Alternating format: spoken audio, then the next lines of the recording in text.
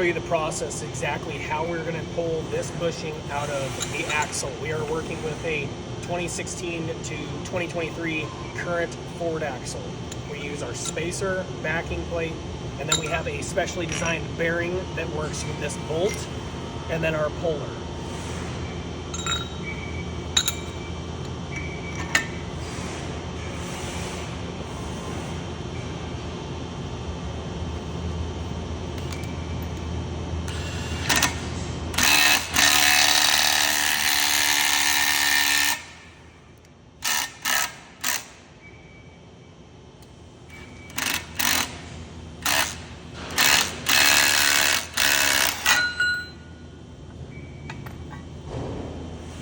And that is how we remove our bushing from our Ford axle.